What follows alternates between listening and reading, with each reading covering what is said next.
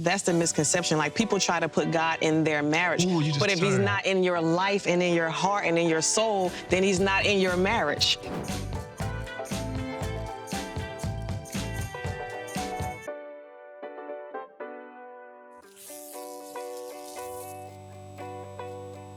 I think in the interim or the beginning of the relationship, however you met, that's where you look for those things. In the conversations, you see how they take the spiritual conversations. When you bring up, I was praying today, and how they respond to that. Right. I was reading something in the Bible, in the courtship or friendship of a thing, even in relationships, period, but specifically marriage, in those conversations is where you can kind of vet and determine spiritual level. You know, you can't really judge anybody's relationship with God. You can't judge it, you know, but you can sense the depth of it for you and what's comfortable for you in those type conversations. Because at some point, if you really got a relationship with God, I mean, it's going to come up in conversation, right? Yeah, I think I'll be able to tell, because the Bible says the fear of the Lord is the beginning of wisdom. So I can tell if you don't fear the Lord by the things that you do. I'll be able to tell that in 5 minutes. So you don't fear God. Okay, so now we got to work on that. I'm not about to even move forward with you when you have no fear of the Lord. And I don't mean in a religious way, like, oh my God, I can't wear earrings, I can't wear... No, I mean like just the reverence of God and just how you treat your neighbor and all of that. How do you know what I'm saying? Like, so you go to dinner or lunch or whatever, they don't pray over their food publicly or you know, outwardly. Is that like a thing? Oh, that's a good question. Yeah, that's the thing. Because people judge by stuff like that. Yeah, I would not judge, but I would take note calculate of that? It. Yeah. Again, if I really want that to be the strength of my connection with you, I would initiate it. Got you. I would initiate godly conversations. I would initiate, worship music on the way. Me as a man, I would initiate these conversations and not expect, let me wait and see if he, wow, hate it, because you didn't either. Nope. You understand what I'm saying? So initiate it, see what the response is, and based on your level of comfortability, move forward or not. So that's what I wanted to talk about in marriage, and how sometimes one spouse can be not more spiritual, but they can be more into like godly things, like prayer more and just, you know, just more things like that. And the other person may not do it as much, but they still have that same reverence. And then sometimes it depends on the season. Like, it's times where I've been weaker spiritually and emotionally, and my husband has been strong and carried me through. And then there's times where he may not have been as focused on that, and I may have said, like, babe, let's whatever. I don't know. So we go back and forth with that. So I think it's all about balance. Yeah, and the Bible says to the married woman who's married to an unrighteous, to the righteous woman who's married to an unrighteous husband, like, don't judge him, don't beat him over the head with the Bible. You just live righteously, and he'll be made righteous through your righteousness. That's true. The levels don't matter. By the time the two become one, you'll be on the same level. One. Yeah. Again, if something is important to you, you're going to initiate it. You ain't going to sit home with your spouse and be hungry for 2 weeks. Nope. You're gonna be like, babe, can we go get something to eat? This is important to me, and I need it to survive. I think God has to be that important to us. Yeah. That's what I'm saying. If marriage is just important to you, you'll just be happy being married. Yeah. But if you value his endorsement of your marriage greater than the marriage, you will make sure he's still there. Of course, we go to church together. We have a church. Shout out to Liv. Love y'all so much.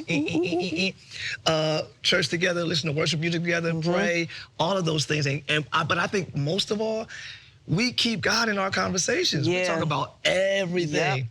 And at some point, it's going to be like, well, babe, God, well, you know, the Lord, oh, God was telling me, you know what I mean? That's not... It's not for our marriage. That's the misconception. Like, people try to put God in their marriage. But if he's not in your life and in your heart and in your soul, then he's not in your marriage. And so don't always just go for the marriage, because I keep saying that's not what is marriage? This is marriage. My lovely husband and me. This is marriage right here. So the health of that is the health of us. period. There is no other way around it. Again, prioritizing marriage is just a mistake. And one thing you said a while ago, man, when we was talking about marriage ministry at Live, the church, and we're trying to find scriptures about marriage, and you was like, the whole Bible is for believers. I know this is like a nursery school level for some of you amazing theologians and scholars out there, but the Bible is for the believer. The Bible is for the believer. The Bible is for the believer in whatever context. Yes, that's right. Where's the scripture for a superintendent? The Bible is for the believer, that's a superintendent. Where's the scripture for principles? If the believer is a principal, the Bible is for you. Where's the scripture for marriages? If you're married and you're a believer, the scripture, love is patient. That means in marriage. That's right. So all of the scriptures, how do I keep God in the marriage? How do you keep God in your life? In your heart, in your life. Yes. That's God in marriage. Apply him to whatever context you are in. That's right. Amen. I like it. Word. Intimacy with the Lord correlating with intimacy with each other is a major, major thing. One thing I always loved about you is your relationship with God and your intimacy with him. Your personal prayer times when you come out of prayer, like you just like glowing, you like, babe, God, I'm like, oh, I'm like, put a veil over your face. I can't take it, Moses. Whatever. I love that. And I think you said the same thing about me, because like it makes you feel safe. Because, you know, the arms of flesh, we done failed each other, period. Yeah. So we can't depend on our flesh. So your intimacy with God, I know I'm not talking about mine, but yours with God secures me more in the relationship. Helps me trust it more, helps me, you know what I mean, rest more. Because I know you're talking to our Father. Yeah. And that's something I can't do for you. I can talk to the Father for you, but I can't have a relationship with the Father for you. That's good. You understand what I'm saying? So the fact that you have that is like a very, very secure thing for me. And same, like you said, just knowing that you love God that much and seeing your decisions, and you could be doing something, but you decided to do this, and I see your sacrifice and all of that stuff. Like, oh, you can be going on a long trip and you come back and you're just ready to spend time. And I'm like, but no, babe, you need rest and you need this and you need that. And so I think that's what I appreciate most, and I feel most safe that way because, again, I know you're going out there for the Father. So when you're out and you're gigging and you're singing, you're doing ministry and you're doing all of that stuff. And that makes me feel safe even if you're not there. I know what you're doing. And so just that whole... And another thing, to the husbands, we are the priests and the prophets of the home. You know what I mean? The priests go to God on behalf of the people. Prophets go to the people on behalf of what God has said. So as a husband of the house, as a man of the house, you are the priest and the prophet. So our responsibility is to go to God as the priest on behalf of the household, on behalf of your wife, on behalf of your family. Lord, give me direction, give me vision, give me help, give me strength, give me... You go to God on behalf of the people, and then as a prophet, you come back to the family on behalf of what God has said. So I encourage you to be the priests and the prophets of your home. And that intimacy with God, like Moses spent all them days up there and came down and had a word for the people. Went up there on behalf of the people, came down with a word for them. So I think that intimacy with God is paramount, especially as men of the house. Amen. Word. Amen. Like amen.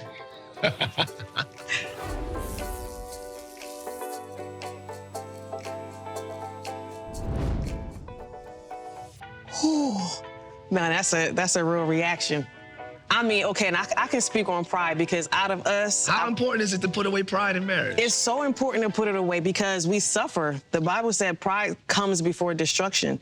And so we don't understand. So pride is basically self-sufficiency, self-reliance. So pride can be, oh, you know, I got it. I don't need anything, or you're not... vulnerable with your spouse, and you're not open, and you're not communicating, and you're not doing all of these things, probably based off of an unmet need. You don't know how to communicate certain things a certain way.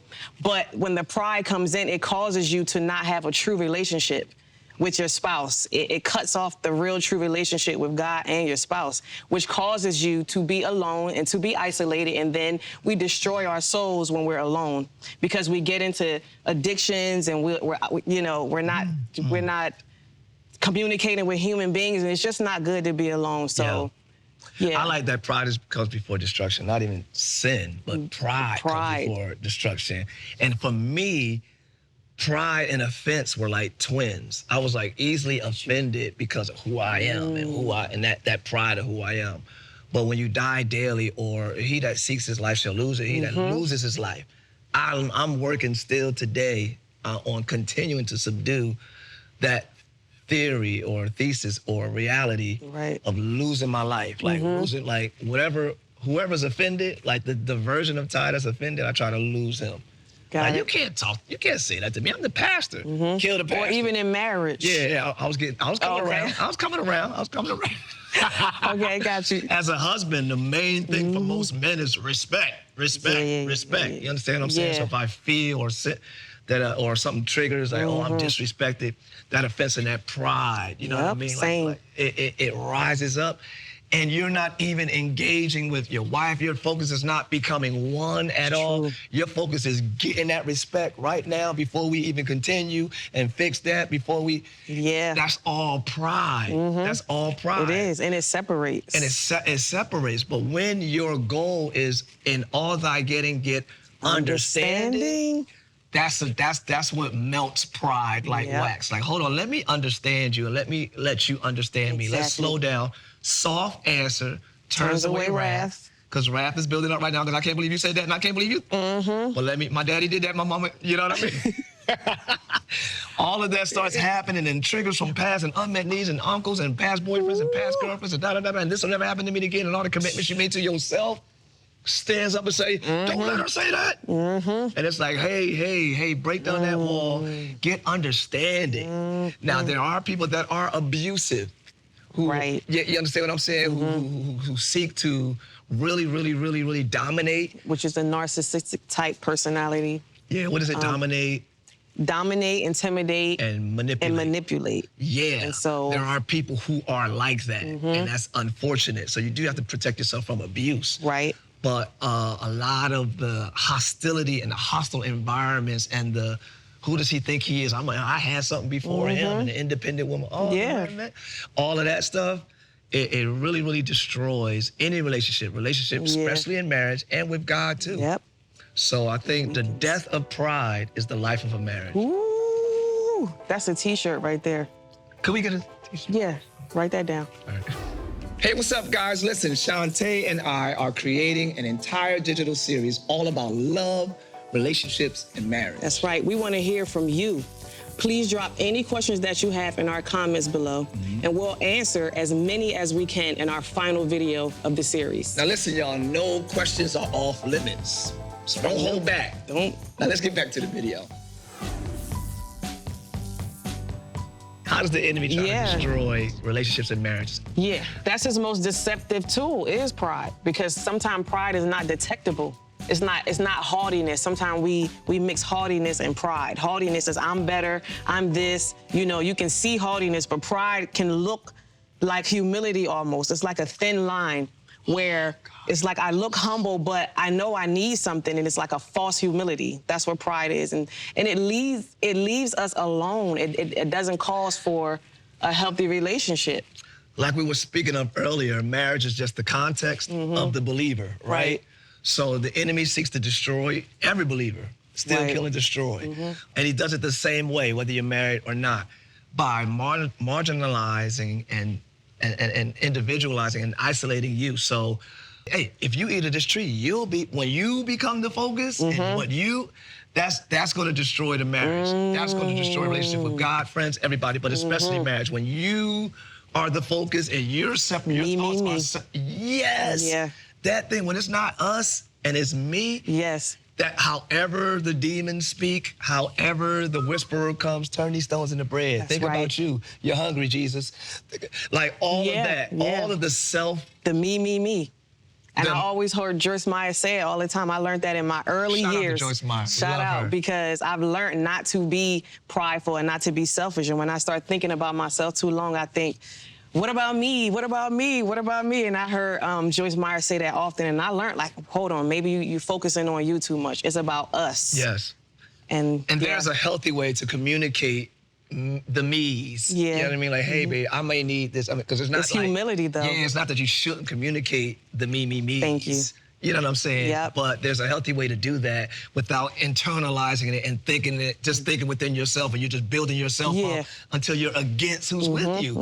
I've seen it so many times, man, and we've been there. So we have. That's a one thing the enemy uses is pride and what about you and whoa, I call it the whisperers because he didn't make Eve eat the fruit. He just whispered, why don't you? He whispers. What about you? He whispers that. He said. Like, you understand what I'm saying? So if you have to recognize, that's why intimacy with God is important. You have to know his voice so you know what's not his voice. That's good, too. And that'll protect you from the destruction of the enemy. That's right. Feel me? Yeah, so the person that could be dealing with that pride, I'll say to you that pride is not beneficial in any way. We may have used we may have built that pride up in our childhood because maybe of some type of neglect or abuse or something or some unmet need that we didn't have. But when we get older, the Bible said, when I was a child, I spoke as a child and I thought as a child. But when I became older, I had to put away childish things. And then so sometimes pride can be a childish thing. And when we don't put it away, we suffer. And not only do we suffer, our spouses suffer. And so if I'm being prideful and all about myself and self-sufficient and self-reliant, then how can I be open to this person? How can I serve my neighbor or my husband next to me if I'm being totally self-sufficient, thinking, hey, I'm not bothering you, I'm taking care of myself, you take care of yourself. But pride manifests in so many different ways, but what it will do is leave you sad and leave your soul destroyed and dark, and you don't want that. But what you do want is humility and vulnerability and saying, husband, I need this, I need that. And I'm learning that too. We've definitely just had that talk about being a little more vulnerable and a little more humble in that area and not using pride in my relationship. And to those who may be feeling guilty, I could have been doing more, I should have been doing more. Sometimes guilt can be like inverted pride because you're still saying, I should have known, I should have been better. Hey, don't think more of yourself than you ought to, man. God is with you, and just be humble about it. Like, oh, I missed that one, but Lord, I don't want to miss it again. Oh, I missed this opportunity, but Lord, I don't want to miss serving my spouse again. I don't want this marriage to be full of unmet needs. And there's a whole lot of men out there who are demanding like respect, and I just see you huffing. I just see you being abusive to your wives verbally, and even some physically, because you have to have this masculine, you have to have this image of yourself that you didn't get, you know what I'm saying, when you were a child or when you were younger, or you're just athletic and hey, listen, man, let that thing go. Release that pride. You are the man. You are the man. You are the king of the house, and let her crown you king. So do not use your wife to feel dominant. You might be the supervisor at work, or you might be somebody at work. You understand what I'm saying? So so you come home to try to use your family to be this dominant guy. Do not use love. Don't use serve. Whoever you don't serve, you're using. Whoever you don't love, you're using. So, and you don't have to be exaggerated about your strength. A lot of people who come off strong are really weak. If you have to exhibit your strength, you're really a fearful, weak man. Got it. You're fearful and you're weak. So we cancel the spirit of fear in the name of Jesus. You are respected. That's right. You are loved. You are appreciated. You are the provider. You are the man of the marriage. And we release humility, peace, and joy in Jesus' name. In Jesus' Amen. name. Amen. Hey everybody, I'm Tye Tribbett. And I'm Shanté Tribbett. And thank you so much for watching Praise on TBN YouTube channel. Yes, Shanté and I have created this entire digital series all about love, relationship, and marriage. So don't forget, join us here next week to see Tye and I ask each other questions about rejection, infidelity, and broken relationships. Yes, and don't forget to subscribe and click the notification bell so you never ever miss an upload. God bless you.